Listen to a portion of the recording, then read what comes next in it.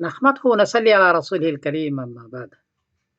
باغ مدینہ کے ایڈمن ہے مولانا مقصود صاحب۔ اس نے پوچھا ہے کہ مدینہ طیبہ میں جو سورج گرہن ہوا ہے، جس کی نماز پڑھائی نبی کریم صلی اللہ علیہ وسلم نے، اس کی کوئی تفصیل ملتی ہے؟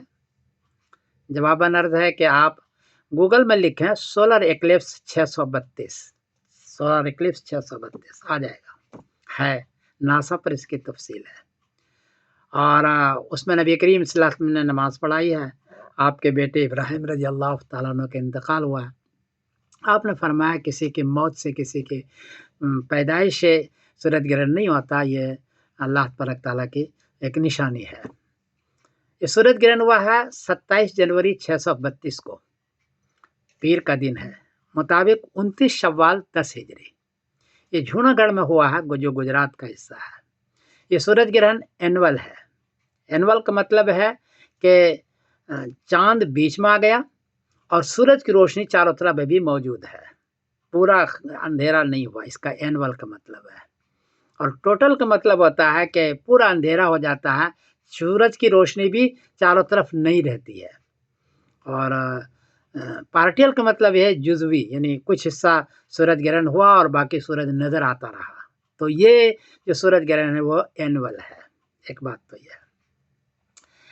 یہ شروع ہوا ہے گرینویچ ٹائم کے اعتبار سے 5:12 پر صبح، درمیان میں آیا جو گریٹسٹ کہتے ہیں 6:31 پر صبح، اور ختم ہوا ہے 7:50 پر صبح گرینویچ ٹائم کے اعتبار سے۔ یہ نماز، یہ سورج گرہن 2 گھنٹہ 38 منٹ لمبی ہے۔ مدینہ طیبہ کے ٹائم کے اعتبار سے ہے 8:12 پر صبح شروع ہوا، 9:31 پر درمیان میں آیا صبح، اور 10:50 پر یہ ختم ہوا صبح۔ تو درمیان میں جو آیا ہے وہاں گریٹسٹ اس کو کہتے ہیں، اور 9:31 پر مدینہ طیبہ میں ہوا ہے۔ اسی وقت آپ نے نماز پڑھی ہے، اور یہ نماز کافی لمبی رہی ہے۔ حدیث کے اندر آتا ہے کہ اندھیرا ہو گیا، ایک نیزہ اور 2 نیزہ سورج اوپر ہوا اور اندھیرا ہوا، تو ہم لوگ گئے نماز پڑھنے کے لیے۔